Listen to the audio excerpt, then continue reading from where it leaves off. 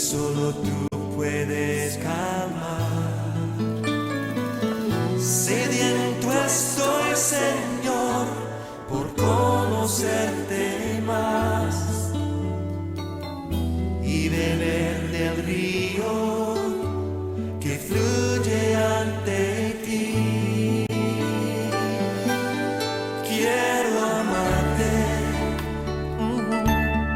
con el más profundo amor.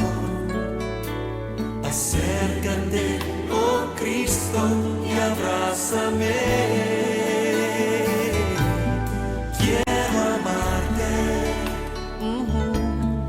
más profundamente, oh Señor, más de lo que antes te amé. Hoy te quiero amar con el más profundo amor.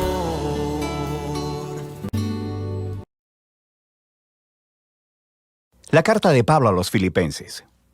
La iglesia en Filipos fue la primera comunidad de Jesús que Pablo fundó en Europa Oriental, y esa historia se nos cuenta en Hechos capítulo 16.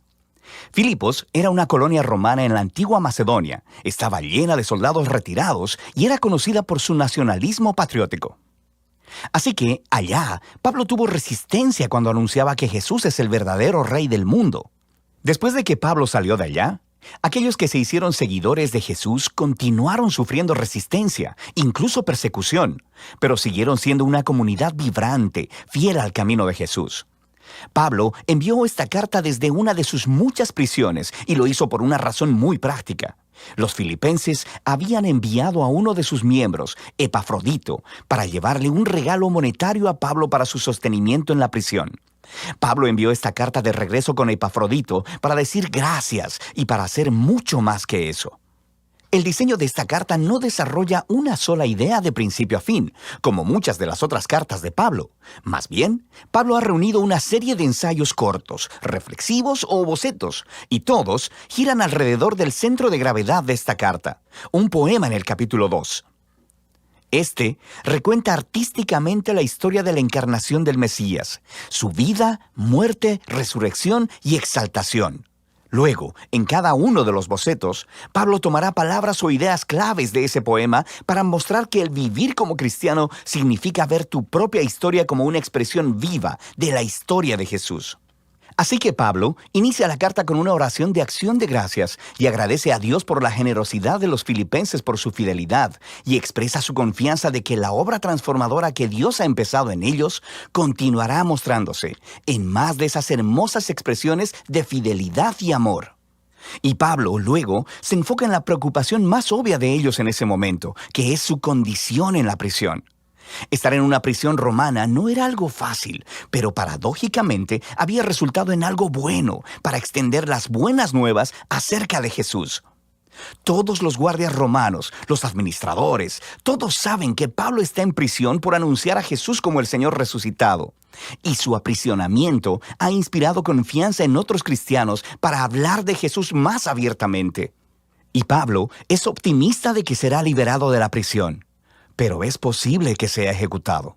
Y mientras reflexiona en esto, dice que realmente no sería tan malo, porque para mí, dice Pablo, vivir es el Mesías y morir es ganancia. Para Pablo, su vida en el presente y en el futuro es definida por la vida y el amor de Jesús por él.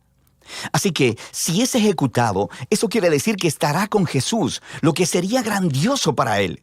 Y si es liberado, significa que puede seguir trabajando para empezar más comunidades de Jesús, lo que sería mejor para las demás personas. Y esto es lo que él espera que suceda. Y nota cómo funciona este flujo de pensamiento. Morir por Jesús no es el verdadero sacrificio para Pablo. Más bien, es permanecer vivo para servir a otros. Así que esa es la manera de Pablo de participar en la historia de Jesús. Sufrir para amar a otros más que a sí mismo. Pablo luego se vuelve a los filipenses y los exhorta a participar del ejemplo de Jesús pensando de la misma manera que él. Les dice, sus vidas como ciudadanos deben ser consistentes con las buenas nuevas del Mesías. Así que estos cristianos en Filipos vivían en un semillero de patriotismo romano, pero su manera de vivir debe ser moldeada por otro rey, Jesús, y eso podría traer persecución. Pero ellos no deben temer sufrir por estar asociados a Jesús, porque es la manera de vivir la historia de Jesús mismo, lo que lleva a Pablo al gran poema del capítulo 2. Es muy rico y está lleno de ecos de pasajes del Antiguo Testamento, especialmente la historia de Adán y su rebelión en Génesis 1 al 3 y de los poemas del siervo sufriente en el libro de Isaías. Este poema es digno de memorizarse. Es una hermosa versión condensada de la narrativa del Evangelio. Antes de volverse humano, el Mesías existía en un estado de gloria e igualdad con Dios. Y a diferencia de Adán, quien trató de alcanzar la igualdad con Dios, el Mesías eligió no explotar su condición de igualdad para beneficio propio. Más bien, se despojó a sí mismo de esa condición. Se hizo hombre, se volvió siervo de todos y aún más que eso, permitió que lo humillaran. Él fue obediente al Padre al ir a morir en una cruz romana. Pero a través del poder y la gracia de Dios, la vergonzosa muerte del Mesías fue revertida a través de la resurrección. Y ahora Dios ha exaltado a Jesús hasta lo sumo, como el Rey sobre todo cuanto existe, otorgándole un nombre que es sobre todo nombre, para que toda la creación reconozca que Jesús, el Mesías, es Señor, para la gloria de Dios Padre. Ahora, esta última declaración es asombrosa. Pablo está citando Isaías capítulo 45, un pasaje donde toda la creación reconoce al Dios de Israel como Señor. El punto de Pablo aquí es muy claro. En el Jesús crucificado y resucitado, descubrimos que el único y verdadero Dios de Israel consiste en Dios el Padre y el Señor Jesús. Así que para Pablo, este poema expresa su convicción acerca de quién es Jesús. Y hace algo más. Ofrece el ejemplo de Jesús como una manera de vivir que sus seguidores deben imitar. De manera que por esta razón, Pablo continúa inmediatamente contando dos historias. Primero, acerca de Timoteo y luego sobre Epafrodito, porque ambas son ejemplos de personas que están viviendo la historia de Jesús.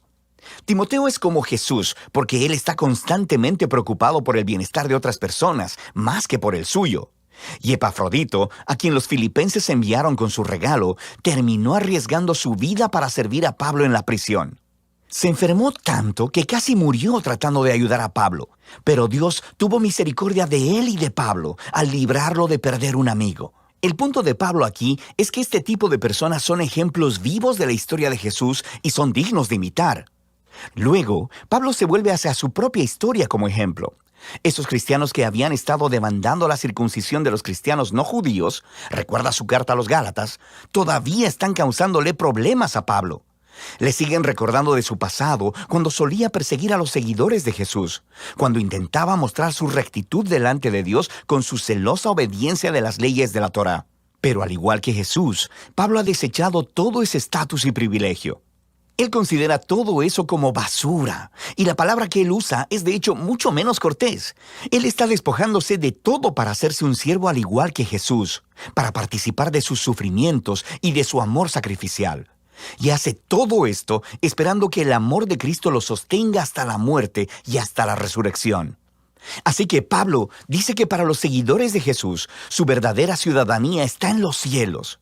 Pero para Pablo, esto no significa que debemos estar esperando salir de la tierra e ir al cielo algún día. Más bien, el cielo es el lugar trascendente donde Jesús gobierna como Rey. Y él dice, esperamos ansiosamente que nuestro Rey Salvador venga de ahí y regrese, para traer su reino de justicia sanadora y de amor transformador, para producir una nueva creación. Luego, Pablo reta a los filipenses a seguir viviendo la historia de Jesús. Él primero se dirige a dos mujeres líderes prominentes en la iglesia que trabajaron junto a Pablo, y ellas tienen alguna clase de conflicto. Así que Pablo les ruega que sigan el ejemplo de humildad de Jesús, que se reconcilien y sean unificadas.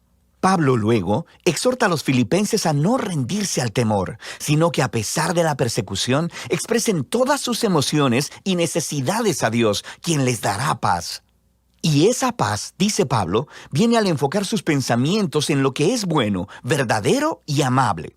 Siempre hay algo por lo que podrías quejarte, pero un seguidor de Jesús sabe que todo en la vida es un regalo, y podemos elegir ver la belleza y la gracia en cualquier circunstancia de la vida. lo que lleva a Pablo a su conclusión. Él agradece una vez más por el regalo sacrificial de los filipenses y quiere que sepan que sus prisiones, sus tiempos de pobreza, no son verdaderas dificultades para él. De hecho, se convirtieron en sus mejores maestros, mostrándole que no importan sus circunstancias. Él ha aprendido el secreto del contentamiento, la simple dependencia en aquel que lo fortalece. Pablo ha llegado a ver su propio sufrimiento como una participación en la historia de Jesús. La carta a los Filipenses nos da un vistazo único en el corazón y la mente de Pablo. Él veía su vida entera como una representación de la historia de Jesús. Y en esta carta puedes sentir su conexión cercana con Jesús, su conciencia de que el amor y la presencia de Jesús están más cercanos a él que su propia piel, y que eso es lo que le da esperanza y humildad en sus horas más oscuras. Así que Pablo nos muestra que conocer a Jesús es siempre un encuentro personal y transformador, y que esa es la clase de Jesús al que Pablo invita a los demás a seguir. Y de eso se trata la carta de Pablo a los Filipenses. Hoy te quiero amar con el más profundo